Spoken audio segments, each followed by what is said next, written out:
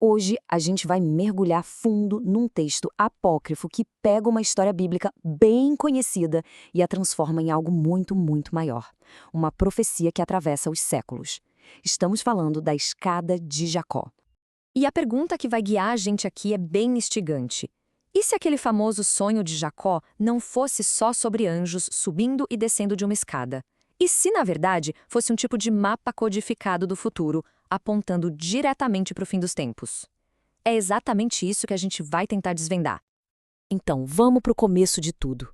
A cena se passa num momento de puro desespero. Jacó está fugindo do irmão Esaú. Ele está sozinho, está exausto e, sem ter onde repousar, ele pega uma pedra para usar de travesseiro e adormece. E é justamente ali, nesse momento de total vulnerabilidade, que o extraordinário acontece.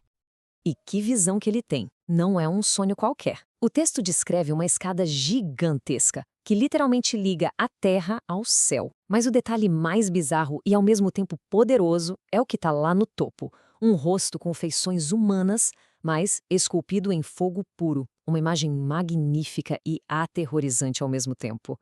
E é aqui que a coisa fica bem específica. A escada não é uma escada qualquer, ela tem detalhes muito precisos. São 12 degraus. Nesses degraus estão presos 24 rostos humanos. E acima de tudo e de todos, aquele rosto de fogo, dominando completamente a visão. Cada um desses números, cada elemento, é uma peça de um quebra-cabeça que a gente vai montar. E aí a gente vê aquela cena clássica dos anjos, né? Os mensageiros divinos subindo e descendo pela escada. Mas o ponto-chave, o detalhe que muda tudo, é onde Deus está. Ele não está na escada, não está participando daquele movimento. Ele está posicionado acima de toda a estrutura, observando de um lugar de autoridade absoluta. E é lá de cima, dessa posição de poder supremo, que Deus faz uma promessa que vai definir o futuro. Ele oferece a Jacó aquela terra e uma descendência que iria abençoar o mundo inteiro. E aqui vem a chave. A promessa se estende até os últimos tempos, os anos do fim. A visão pessoal de Jacó é, de repente, conectada ao destino de toda a humanidade. Agora, imagina só acordar depois de um sonho desses. Jacó não desperta sentindo paz, não. Ele acorda com medo, com pavor, mas também com uma reverência profunda. Ele entende que aquilo não foi só um sonho. Aquele lugar comum, no meio do nada, se tornou sagrado. Ele chama o lugar de a casa de Deus, o portão pro céu. Completamente impactado pela experiência, Jacó faz uma oração. E não é uma oração qualquer. É uma oração grandiosa que reconhece o poder de Deus sobre os anjos, sobre todo o cosmos, lembrando daquelas imagens de fogo que ele viu. Mas no meio de toda essa adoração, tem um desejo, uma única coisa que ele precisa saber desesperadamente. E o pedido dele é direto, é quase uma súplica. Mostra-me a interpretação do meu sonho. Para ele não basta ter tido a visão. Ele tem que entender o que ela significa. E é nesse momento que a história vira uma chave e a gente passa do mistério para a iminência de uma revelação. Já a resposta, olha, não demora para chegar.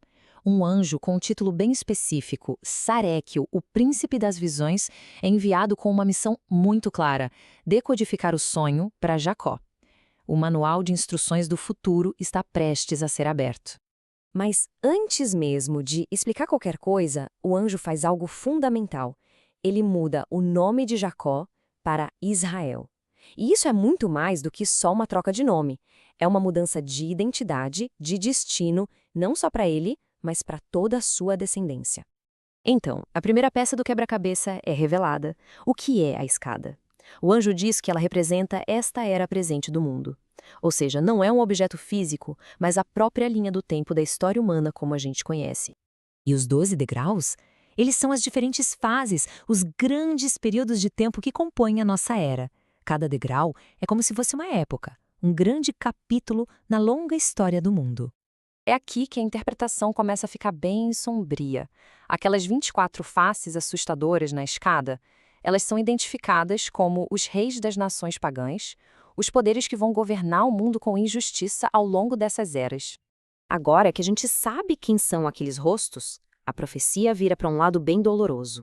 O anjo explica que a descendência de Israel vai passar por provações terríveis, oprimida pelo poder desses reinos pagãos que dominam a escada do tempo.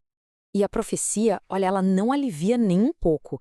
Ela é brutal nos detalhes. O futuro que ela descreve é de exílio, de escravidão, de sofrimento diário. E os lugares mais sagrados deles, o seu lugar e o seu palácio, seriam completamente devastados. É uma visão muito dura. Mas, bem quando o futuro parece ser apenas escuridão, a profecia dá uma virada espetacular. No meio de todo o sofrimento, surge a promessa da chegada de um homem do Altíssimo, que está destinado a aparecer nos últimos dias. A esperança ressurge do nada. E a chegada dessa figura não seria nada sutil. Pelo contrário, seria anunciada por eventos que desafiam a lógica e a natureza. Uma árvore cortada que sangra, bebês de 3 meses falando com a sabedoria de adultos, uma voz de uma criança que nem nasceu ainda. O mundo inteiro iria se contorcer em milagres para anunciar que o esperado finalmente chegou. E aqui a gente chega no coração de toda a profecia, num paradoxo realmente impressionante. Esse Salvador, ele será ferido, e pior, ferido pelo seu próprio povo, no meio da casa do amado. Só que é precisamente esse ato de violência que vai ser o gatilho para a salvação e o fim da corrupção no mundo. O seu ferimento é a cura. E o desfecho da profecia é um clímax de poder e adoração. Apesar de ser o ferido, essa figura se torna o centro da adoração universal. Nele, muitos vão encontrar esperança. E o seu poder, ao contrário daqueles reinos pagãos da escada, é eterno. A vitória final, no fim das contas, é dele.